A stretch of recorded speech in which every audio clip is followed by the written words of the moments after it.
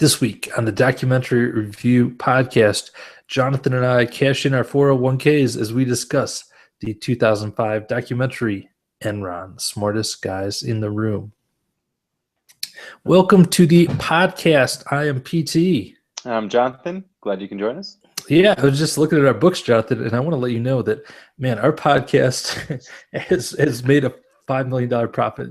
Well, has is a little bit, I shouldn't say has, but we're showing a $500 or $500 million profit this year alone. I love it. That's what I paid my bonus on. So Sweet. Good deal. I'm loving it. Man, this is such a timely documentary because we've got a lot of stock market fluctuation going on right now. We've got Donald Trump trying to bring her out about the next trying to bankrupt the country. We've got I don't know, it's a lot of synergy going on. Oh, and I'm reading this book called The Cartel, which is all about drug cartels. And man, there's a lot of parallels I saw between drug cartels and Enron.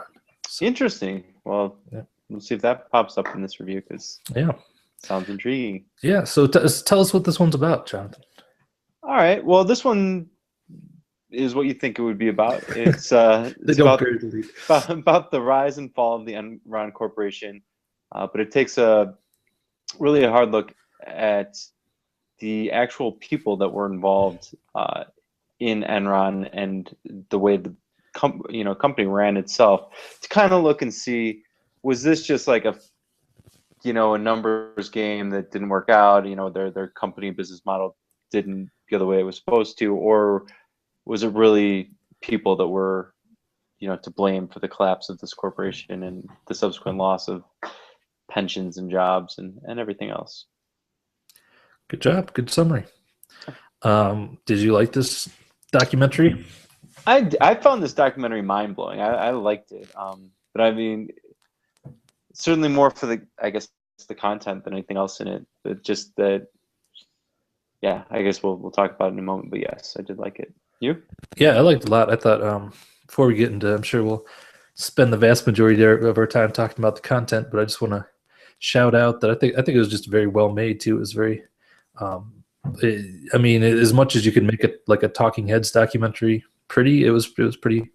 There's lots of cool shots in it. They're kind of artsy, and I liked a lot of the musical cues that they did. And it started with that weird Tom Waits thing where it's like, "What's he building? What's he building?" I was like, I dug all that kind of stuff. That was good. Well, cool. I liked most of it. There were a couple they threw in there that I was like, this is just too cheesy or too over the top. But most of them were cool. I definitely like the way they broke it up and did the little, they stole one line from the next section of the documentary and then threw that out there first. And I wonder what the musical budget was for this. It had to be like really high because there's a lot of great copyrighted tunes. Big songs. That was like last week, man. I was kicking myself that I forgot to mention after last week's documentary that, man, I feel like they like that movie ended with the Winnebago Man. That ended with a pretty popular song that I was like, wow, this movie could afford that song. I was like, they must have really blown their budget on that song. But anyway, back to this. That just got me thinking about musical budgets and all that. But this was directed by the guy who did Going Clear, the Scientology documentary. Oh, yeah. It's very kind of similar style, and both of them are just like documentary adaptations of books. So how do you feel about, like, I'm a little torn on that whole genre, like basically they're just like saying, "Ooh, here's like some writer went out like and probably I'm sure spent a couple, like, it's hard to write a investigative journalism nonfiction book. I'm sure he spent years at least a couple years putting it all together and all that, and then the filmmaker just basically comes in and is like, all right, remember all those people you interviewed? We're going to bring them in and have them say say the same stuff they said in your book. Basically, for people who are too lazy to read the book, we're going to make a visual version of it. I love it. I think I'm going to start doing that as a profession. That sounds like a no-brainer. Yeah. Like, oh, well, I already know people are going to be interested in this because it was a best-selling book. I don't have to do almost any work because, it's already been done for me. And I'll make a lot of money doing it. Yeah, maybe I could work at Enron with that kind of attitude. I don't I, I think you're off to the right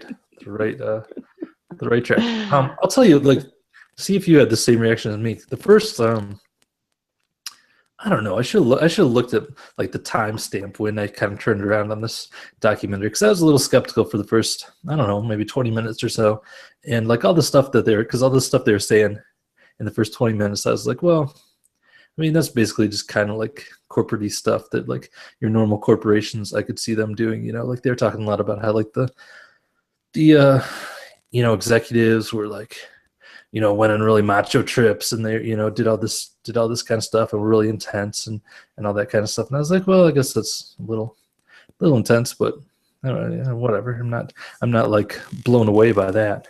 But then it definitely got to the point where I was like, okay, now you've won me over that they are up to no good. But I don't know. How'd you feel about that first little 20 minutes or so? It was okay. I mean, that was kind of like, I think the big turn came when they brought in Jeff Skilling. Because and like there was only one real point that stuck out prior to that. And that was and again, like there were a lot of things that just kind of blew my mind in this documentary. One was Ken Clay had some traders that worked for Enron, and they basically got caught red-handed stealing like $3 million from the company. Just siphoned it off into their own bank accounts, offshore accounts. $3 million, not staplers, not like emptied out the paper from the copier and brought it home. $3 million. And Ken Lay was like, well, these guys make us a lot of money, so they're just going to keep working for us. No, didn't even get a penalty. And they got nothing. And then later on, those guys got caught doing something else and went to jail or whatever. But yeah, if you're okay with that as the CEO, yeah, there's probably going to be troubles that arise from that over time, which there really were. But yeah, definitely. Yeah, the whole first part made me think a lot about. Did you see there was a big New York Times article, and then last week, and then it was also picked up by a lot of news organizations. The whole art thing about Amazon, like some journalists did a big piece on basically the corporate culture at Amazon, and they basically, according to this article anyway, they kind of like take most of the people who are like super successful at other like really high pressure tech jobs and like bring them in and like just push them to like basically to the breaking point. And like the one employee they interviewed, there's like, yep, I don't know anyone at this job that I haven't seen cry at their desk at least once. It's like men, women, everyone I've seen cry at least once. So that it was making me think about that, about the super intense corporate culture when they were kind of covering that stuff towards the beginning. Yeah, like the whole, I guess I've never looked too deep at the corporate culture. I mean, other than my limited exposure to it. And I never really thought about how much you need a certain personality type to strive for those top level positions. And it's not the type of personality that's like, go team. It's not the personality that is going to do anything but be super aggressive and not care about anyone else. At least that's certainly what it was in Enron. And I can kind of see where that person will always make it to the top, because they're not afraid to do whatever it takes to get there. And that's their goal. Like other people have goals like, I want to do my job really well, or, I want to enjoy life and like enjoy the ride along the way. But there's a certain mentality that's like, the only thing I care about is hitting that top peak position. Right. And if that's your only goal, you're probably going to do better than most people getting it. Yeah, for sure. It was like the third book I've referenced, but there's this book called the Psychopath Test that's all about like psychopaths and like how we determine what's psychopath. It's kind of like about the history of the term and like how psychopaths have been determined throughout time and all this stuff like that, and how do we deal with people who are psychopaths. But there's a big section in that on CEOs and like how most CEOs, or at least a lot higher percentage of CEOs than normal people, like meet all the criteria of the psychopath. It's basically you have to be like pretty egotistical, like have very limited empathy for other people and how you affect their lives and stuff like that. Yeah. So it sounds like you're describing Ken Lay there.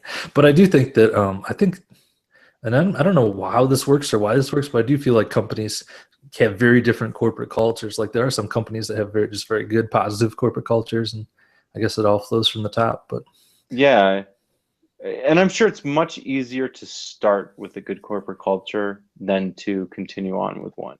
all right, Because odds are, I think when you like, I mean, corporations, I don't think are a bad thing at all. I mean, you get places like a new place like Facebook. You get some dude, Mark Zuckerberg, he's builds a company. He loves it. It's a big deal to him. The company means a lot to him. He's hiring people for the first time and like sees that people's livelihoods depend on him and his company. I'm sure he wants to do well by them. And I mean, I don't know anything about him personally, more or less. But anyway, there's somebody can do that and create a company and have pride in it. And I'm sure it would start off with him, that being the leadership of the company, that being the ideals of the company. And eventually you're going to get somebody that works there and they start in the mailroom. They're like, you know what I'm going to do? I'm going to get to the top.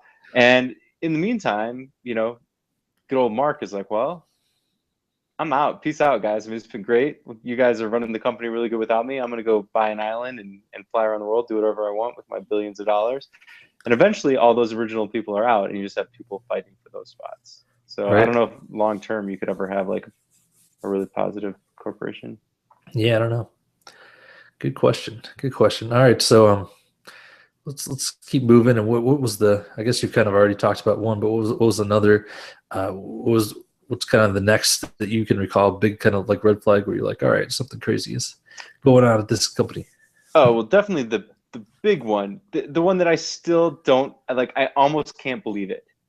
Is that they allowed that market-to-market accounting or whatever they call it, market-to-market accounting, right? Which we already have made a joke about. But I mean, like, in what universe does anyone, any accountant or any like, I mean, they said this was like okayed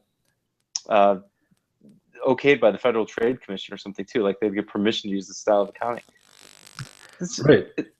That's one thing that like that I actually had questions on about the documentary. Like what, like because if that's true, if it's true that was okay to do, like it's completely insane that it's okay to do. But if it is, like did they do anything wrong? Even I mean, it seemed like they followed the rules for the most part through most of the stuff that they did, as crazy as it was based around that whole principle, Right? Yeah. I mean, why not? I mean, that's just like saying, hey, guys, guess what?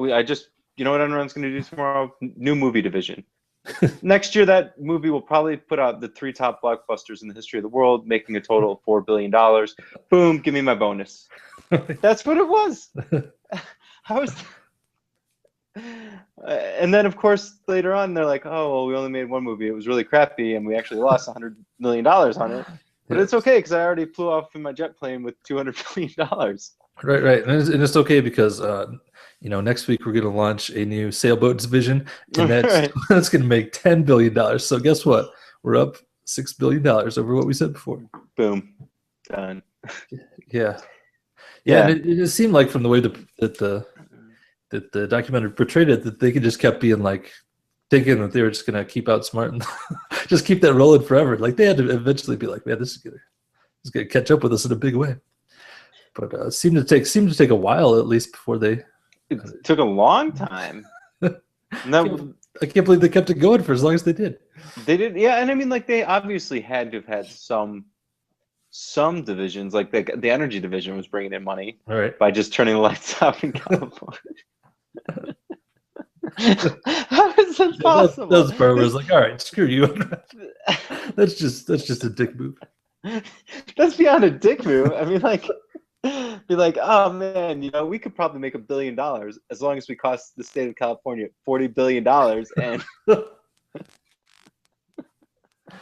I always thought, little side note, like the world is so unpredictable. Like I thought about that too. Like I have a friend that's an investment manager or whatever, and so he's like, takes people's money and invests in the markets. I'm sure he's having a fun week this week. But anyway, and I often think with him, like there's no way anyone can actually predict the markets. It's just so complicated. And like one of those little like things just popped like up in this movie where essentially by deregulating power in California, Arnold Schwarzenegger becomes governor of California. Right. That was the cause and effect. So And I weird. mean, no one could call that. That's just like a ridiculous. No one would. If you would have said that to somebody like, "Wait, if you deregulate power, energy consumption in California, eventually it's going to make Arnold Schwarzenegger the actor." That's what I'm talking about.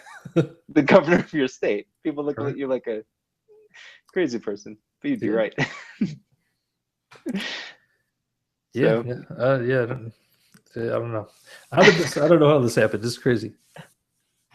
yeah, and we're jumping ahead a little bit. Yeah, but that was again. So we're kind of talking about here. So like Enron was always able to pull a profit by essentially shutting down their power plants in California because they sold energy and the price fluctuates based on demand. So if you took the power away from everybody and they couldn't drive at night because traffic signals weren't working or turn on the lights, then the demand went way up and they were able to, not even that they made a ton of money on that, but that's even the more messed up part of this. So then they bought options on energy futures, which of course they knew would go up because they just made that happen. So they could predict the future, and of course they made a killing on it. Yeah. And I mean, like that shutting off the power thing. Like, I'm sure people died from that and stuff like that. Like, people had to have died from that. You had to have been like, and I mean, like that's one too where like it makes me question humanity because like the amount of people that it takes to make that happen. I mean, you've got a guy running the power plant that's just like, gets called up by Enron. And they're like, yeah, shut the plant down for a couple hours. And that guy's like, okay, it's my job. I guess I better do it. right. And then you got the guy that's like a trader that's like, one day thought, oh my God, if we just shut those plants down for an hour, we can make like a killing.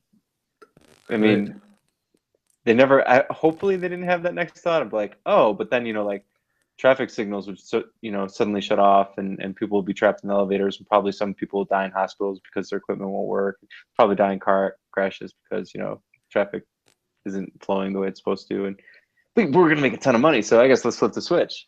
Right. I mean, that's the conversation I want to hear is like that guy who had that idea and like first taking it to his boss, just being like, all right, just spitball it, just tell me if this, this is crazy, but let me just, and then the boss being like, well, let me take that to my boss. I want to hear like how that went up the ladder and how each person justified it and all that stuff. Yeah, because somebody with the power and authority to shut down a power plant eventually was like, yeah. Oh yeah, go for that. That sounds good. Right. So that could have been Ken Lay. I mean, that could have made it all the way up, like.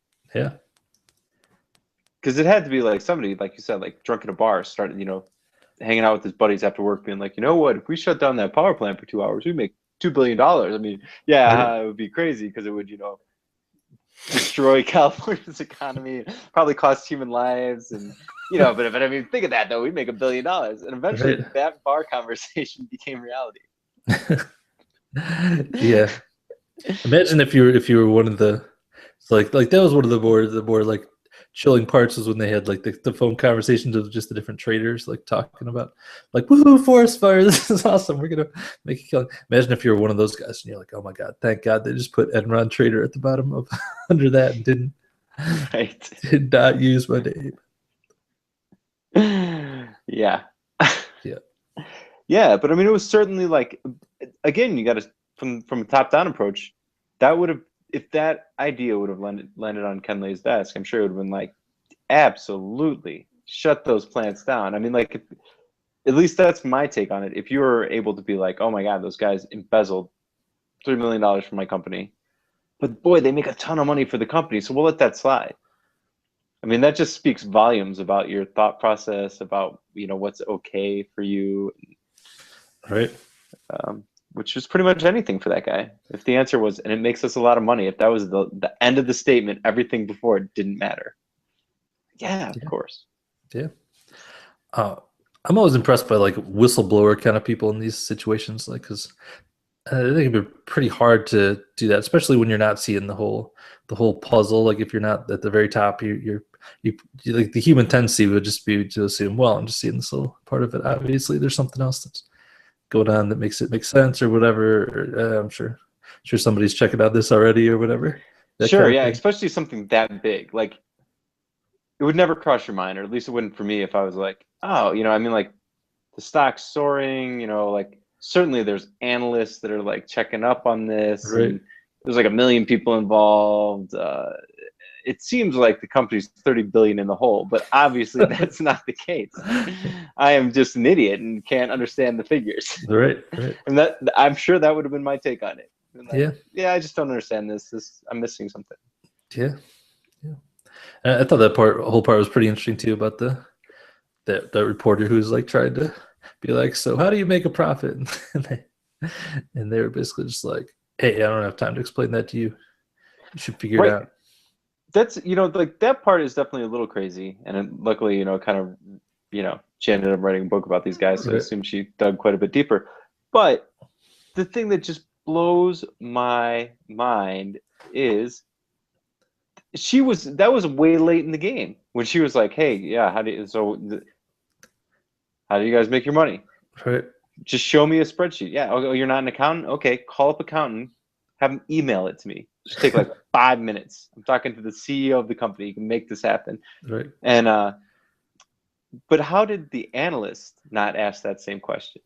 How did everyone, all the major banks on Wall Street, how did they not ask that question before lending them millions of dollars? I mean, I'd be like, oh yeah, you need $25 million. Okay, well your stocks are 20 billion, but show me a balance sheet. Where's this money going? What's it used for? Just show me, big deal. Right. Take 5 minutes, email it to me. My guys check it over. We'll do the deal. I mean, that conversation, obviously, it either never happened, or they said that, and the guys from Enron were like, "Oh, well, if I could either like make that phone call and get those spreadsheets shot over to you really quick, or it's a little bit easier if I can just give you $1 million in Enron stock right now." I mean, either way you want to do it. Right. That's part of those reminded me of the drug cartels, where they're like, with the drug cartels, like they like would just go to like the local, chief of police and be like, and they literally just say silver or lead. And like the thing applied is either we kill you or like we can take care of you and your family forever, and your choice. And by the way, if we kill you, we're just going to make the same offer to your replacement, and he's probably going to take it and be rich, and everything's going to be exactly the same. So you're a complete idiot if you don't take this deal or whatever. So yeah, but I think it's a little bit like that. Like once they got to a point of they were really successful and they had some sway over things, they were like, well, get on this trade or we're gonna go with someone else, that kind of thing. Yeah, and they did have the ability to do that because there's one analyst that was like, yeah, they're not showing their books and it's a black box, and I think that maybe they're not a good buy, maybe they're whatever, and then that guy got fired, and then other analysts got bonuses for saying that they were good buys. So then they were all like, yeah, they're good. Yeah. Yeah, you only have to get one guy fired and then everybody else is like, oh. Right. I can totally see the sheriff thing. I mean, if I was whatever the chief of police in the town and somebody gave me that offer, I would probably go with the silver. I mean, like, I'd be like, well, I don't want to make that choice, but it beats the alternative by a long shot. Right. Yep. But crazy. Yeah. Oh, I'm going to back up to a little bit. You mentioned like they had those crazy business trips and stuff like that, which was kind of a weird corporate culture. But there was, and I didn't write down her name. There's the one female executive that was interviewed in the, I think she was British or something, wasn't she? Yeah. So here's a quote from her, and I got to read this quote because I heard her say it, and I was like, wow, what a kick in the teeth for all men. I was like, but so she was talking about these guys go on these really dangerous, Baja trips or whatever, where they actually get hurt. And then she's like, yeah, those trips were legendary. So, we consider, so her quote was, we can sit and think about what strange insecurities they were trying to overcome, but it made them feel good as men. That was her take on their trips. Right. Yeah. That one got me a little bit too, because I was like, when they were showing those trips, I was like, ooh, that's pretty cool. I'd like to do something like that. And then I just said that, and I was like, oh shit. Yeah, I know. Yeah, because I was totally set up in the exact same manner. Because I was like, oh wow, first I was like, that looks totally fun. Secondly, I was like, maybe there's value in that. Maybe like you're pushing yourself to your physical limits, and that sounds pretty crazy. And I'm totally getting on board with it. I'm like, man, I wish I had a company that took me on crazy Baja Mexican trips, riding around on dirt bikes. And then she said that, and I was like, oh. Apparently, I should sit and think about my own insecurities because that Right. sounded really fun. Yep. Yeah.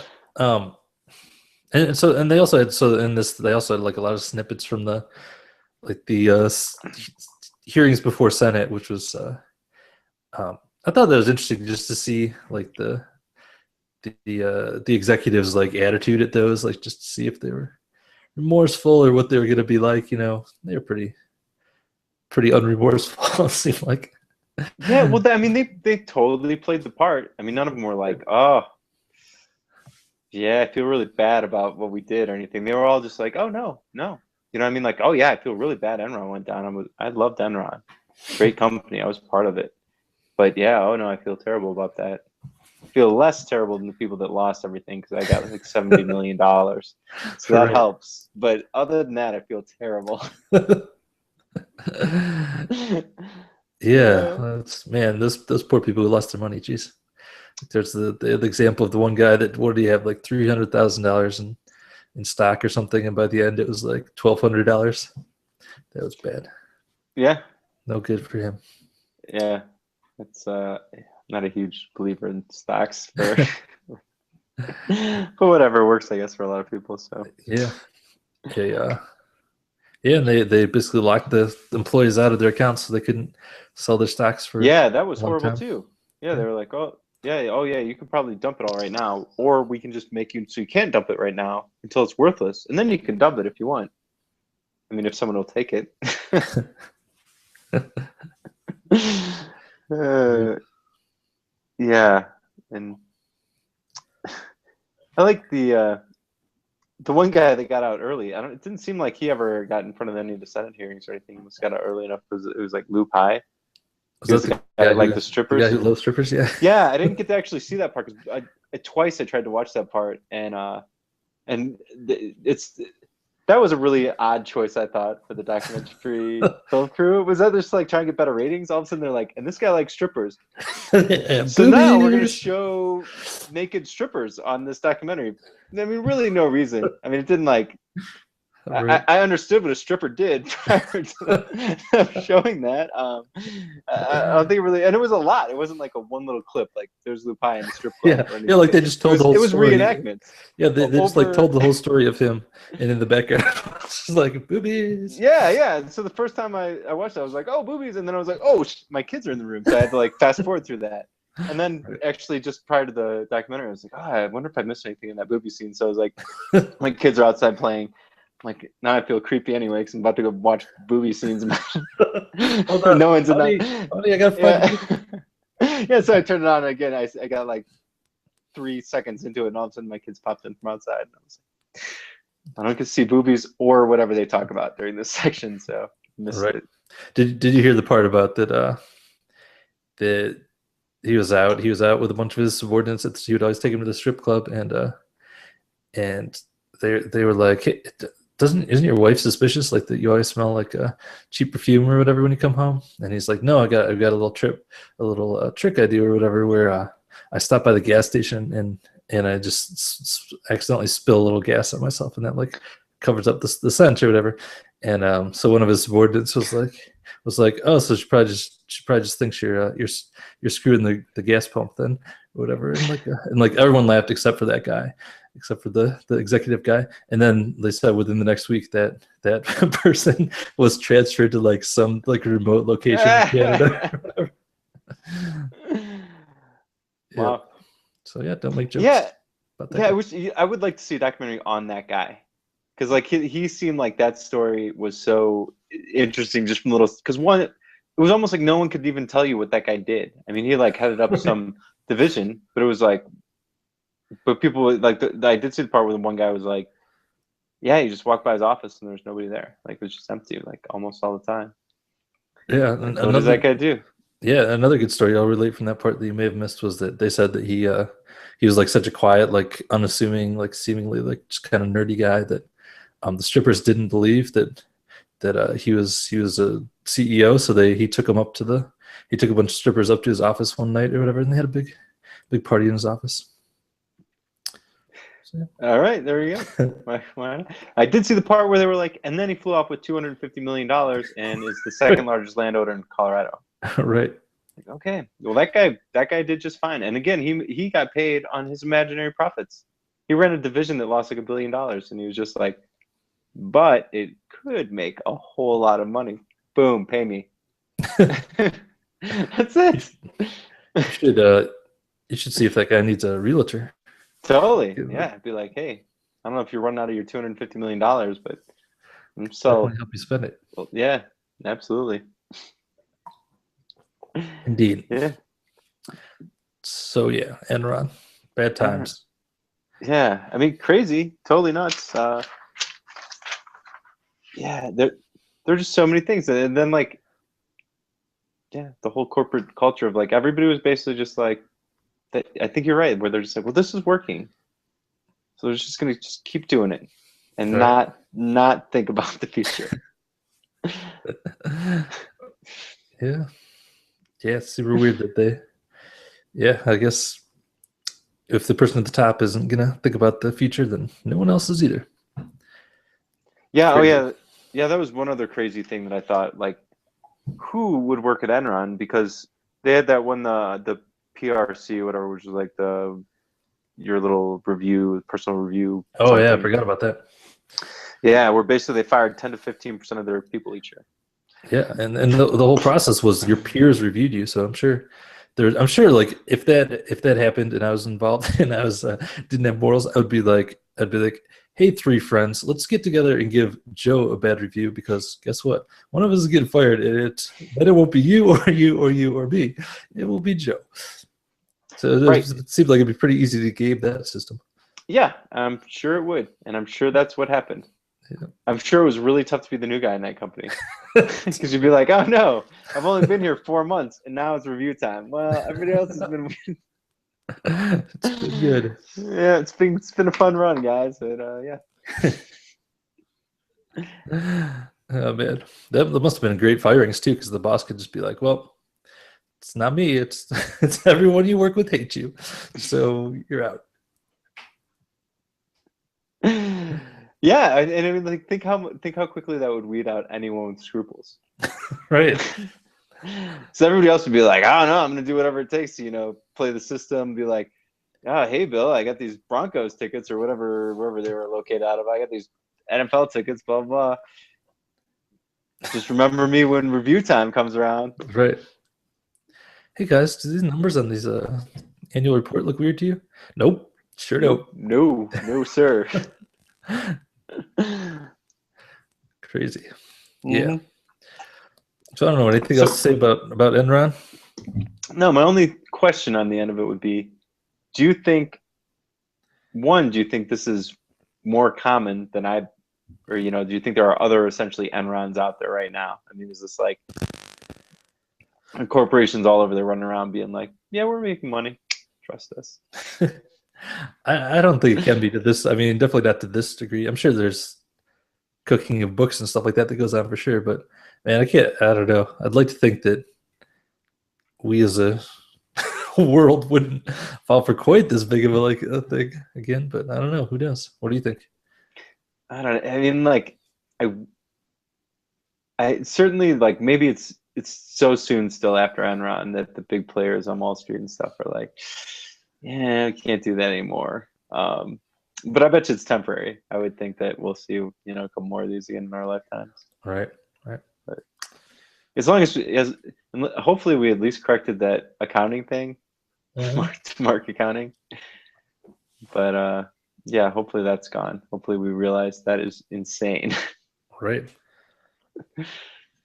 But yeah, that's all I got to say about Enron. All right, cool. How many stars are you giving this bad boy? I'm gonna give it a solid 4. I'd almost give it a 4.5. Nice. But, I was gonna give it 4 as well. So solid 4-star recommendation from us. Gets the 4-star stamp of approval. Yeah. Documentary Review Podcast. So check it out. Check it out. It'll blow your mind. Yes. All right. For next week, I've got 3 documentaries for you to pick from. We're gonna go cartoons, TV, and video games. So can pick one of those three. So our options are Dear Mr. Watterson, which is a documentary about the guy who did Calvin and Hobbes. He's pretty famous for notice how there's never been a Calvin and Hobbes cartoon show or anything. He basically won't sell the rights to to his stuff to Hollywood. He's got really strong opinions on all that kind of stuff. Okay. So you got that. Then we've got Harmontown, which is about Dan Harmon, who created the TV show Community, and it's about him after he got fired from that show and kind of touring around. He goes on basically takes his podcast on tour around the country, and he's kind of crazy. Might actually be crazy, possibly. What was he the creator of? The Community. Community. Okay. Yep. And then finally, we've got Atari Game Over, which explores the demise of Atari. So there you go. We got cartoons, TV, or video games. What are you gonna do? Ooh, I don't know. Harmontown sounds kind of interesting because, anytime you're following on a crazy person, it's right? always entertaining. The Atari thing I'm a little curious about because in Something Ventured, right? Yeah. In Something Ventured, the creator of Atari was in there, and kind of like to find out what happened to him in the end. Right. Yeah, I'm gonna do that. Let's go with Atari Game Over. All right, Atari Game Over. It is on Netflix, and yeah, check it out, man. It's only an hour and 6 minutes. Our podcast could be as long as the documentary. Dude, that could be a goal. We've never had a podcast longer than the actual thing we're reviewing, so. We might have got close with that small houses or whatever. Oh yeah, tiny. Yeah, that's right. Story moving small or something. Indeed. All right, that will do it for us. Thank you so much for watching and or listening. Check us out at documentaryreviewpodcast.com. You can email us feedback at documentaryreviewpodcast.com. I am PT. Keep it real. I'm Jonathan. We'll see you next week.